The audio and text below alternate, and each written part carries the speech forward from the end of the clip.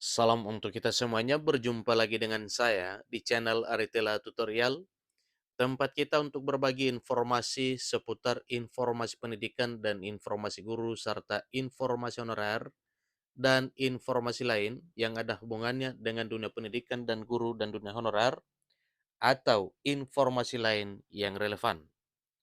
Pada pertemuan ini, saya menyapa seluruh Bapak Ibu honorer setanah air yang selalu setia melaksanakan tugas tanpa mengenal lelah dalam melaksanakan kegiatan pelayanan publik di instansi pemerintah pusat, demikian dengan instansi pemerintah daerah.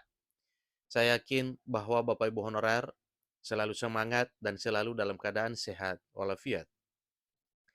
Pada pertemuan ini, ada satu hal penting yang perlu saya sharekan kepada seluruh Bapak Ibu honorer setanah air terkait dengan pergumulan pemerintah untuk memberantas honorer bodong. Di sini disampaikan bahwa Deputi SDM blak-blakan soal honorer bodong. Ungkap prinsip pengangkatan. Bapak Ibu, tentunya banyak penasaran terkait dengan bagaimana tentang cara pemerintah untuk mengatasi hal ini dan apa yang disampaikan secara belak-belakan oleh Deputi SDM Kemenpan RB. Kemudian, bagaimana dengan prinsip pengangkatannya? Langsung saja, mari kita simak informasinya dan jangan lupa tekan tombol subscribe, nyalakan tombol notifikasinya supaya semua informasi yang disalurkan melalui channel ini selalu update di layar Bapak Ibu. Tanpa basa-basi lagi langsung pada informasinya.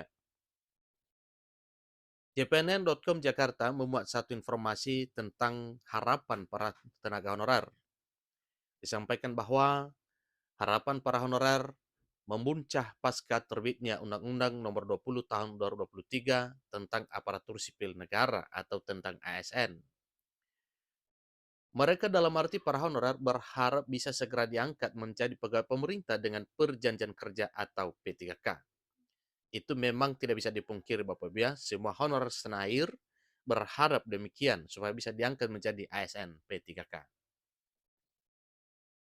Bahkan ada honorer dengan jenis pekerjaan tertentu seperti Satuan Polisi Pamung Praja menuntut diangkat menjadi pegawai negeri sipil atau PNS. Namun Deputi SDM Bidang Aparatur Kemenpan RB Alex Denny kembali menyampaikan penjelasan 3 prinsip penataan atau penyelesaian masalah honorer seperti sudah disepakati dengan DPR RI. 3 prinsip utama itu ialah tidak ada pemutusan hubungan kerja atau tidak akan ada PHK massal honorer, kemudian tidak membuat anggaran membengkak yang membebani keuangan negara, dan tidak akan mengurangi pendapatan yang diterima oleh honorer selama ini. Terkait dengan nasib honorer tenaga teknis, Deputi Alex menegaskan tidak mungkin mereka diangkat menjadi PNS. Bahkan tidak semua bisa diangkat menjadi P3K lantaran terdeteksi banyak honorer bodong. Ingat Bapak Ibu ya, tidak semua diangkat menjadi ASN P3K lantaran terdeteksi banyak honorer bodong.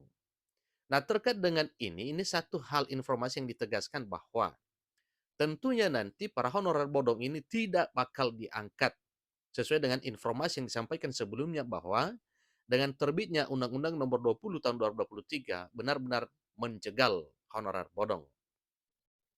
Sesuai data dari BKN, jumlah honorer teknis administrasi sebanyak 700.000 orang. Angka tersebut menurut Alex Denny masih tinggi sebab kebijakan pemerintah saat ini adalah mengarah pada talenta digital. Kalau 700.000 honorer teknis administrasi diangkat PNS, ya tidak mungkin. PNS yang sekarang saja mau dikurangi kok, kata Deputi Alex pada hari Minggu 5 November 2023. Dia menyebutkan komposisi PNS di Indonesia saat ini sebanyak 38%-nya berada di jabatan pelaksana atau administrasi. Sementara dengan digitalisasi banyak di pelayanan publik yang mengarah pada sistem elektronik, otomatis pekerjaan PNS di jabatan pelaksana ini jadi berkurang. Dengan alasan tersebut, Alex mengatakan mulai tahun ini pemerintah mulai mengurangi formasi jabatan pelaksana. Misal, jika di suatu unit kerja terdapat 5 PNS administrasi pensiun, maka formasi yang dibuka hanya 2. Alex mengatakan PNS di jabatan pelaksana diarahkan untuk meningkatkan kemampuannya agar bisa menguasai jabatan lebih teknis. Nah, di PNS saja sudah kami buat begitu aturannya. Bagaimana bisa honorar teknis administrasi diangkat menjadi PNS? Tidak mungkin, katanya dengan tegas. Sebagai solusi, Kemenpan RB mengarahkan 700.000 honorar teknis administrasi itu untuk meningkatkan keahliannya. Jadi para honorar teknis jangan sekadar menguasai pekerjaan yang sifatnya administrasi. Nantinya mereka ini akan diarahkan menjadi P3K. Tentunya setelah pemerintah melakukan audit data honorer. Deputi Alex terang-terangan menyebutkan cukup banyak honorer bodong yang ternyata masuk pendataan tenaga non-ASN pada tahun 2022. Apakah mereka diarahkan ke P3K penuh waktu ataupun per waktu? Dia mengatakan akan disesuaikan dengan kekuatan anggaran. Jangan sampai karena ingin mengakomodasi semua, akhirnya 70% APBD tersedot untuk membayar gaji, sedangkan pembangunan terabaikan. Alex mengatakan, misal selama menjadi honorer gajinya 1 juta, maka yang bersangkutan tidak boleh dipekerjakan penuh waktu. Artinya, dengan gaji seperti itu, hanya bisa dipekerjakan paruh waktu.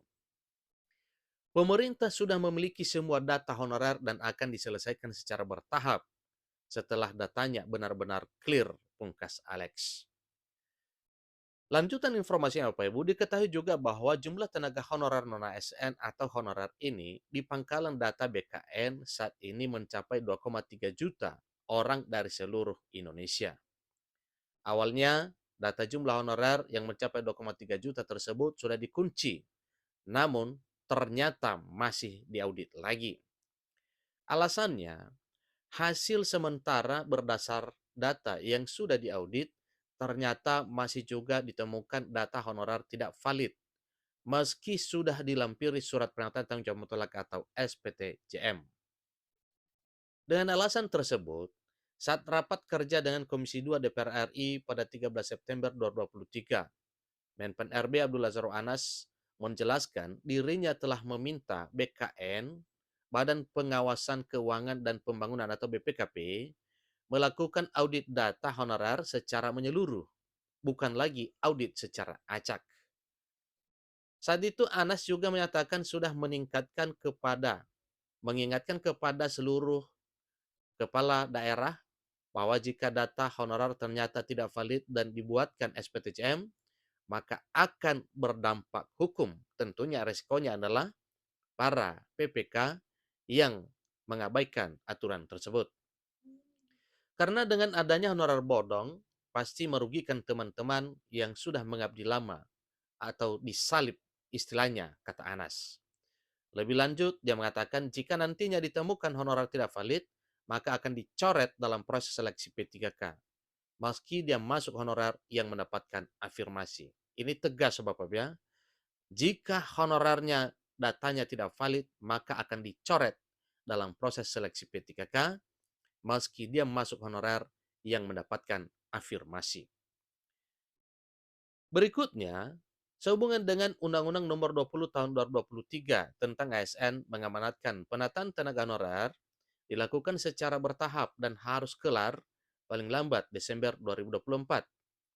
Ketentuan tersebut tercantum di pasal 66 Undang-Undang Nomor 20 Tahun 2023 tentang ASN yang menyatakan pegawai non-ASN atau nama lainnya diselesaikan penataannya paling lambat Desember 2024 dan sejak undang-undang ini mulai berlaku, instansi pemerintah dilarang mengangkat pegawai non-ASN atau nama lainnya selain pegawai ASN. Pada bagian penjelasan terdapat pasal 66 dinyatakan bahwa yang dimaksud dengan penataan adalah termasuk verifikasi validasi dan pengangkatan oleh lembaga yang berwenang. Penjelasan pasal 66 Undang-Undang Nomor 20 Tahun 2023 tersebut itulah yang menjengkal honorer bodong melalui proses verifikasi dan validasi. Demikian informasinya, semoga saja pekerjaan pemerintah dalam hal memberantas honorer bodong dan sebaliknya menuntaskan para honorer yang benar-benar honorer telah terdaftar database BKN, lolos verifikasi dan validasi, itulah nanti yang segera akan ditata dan diselesaikan proses pengangkatannya menjadi aparatur sipil negara sebagaimana upaya pemerintah bersama dengan DPR RI selama ini. Demikian, semoga bermanfaat. Sampai ketemu pada informasi berikutnya. Terima kasih.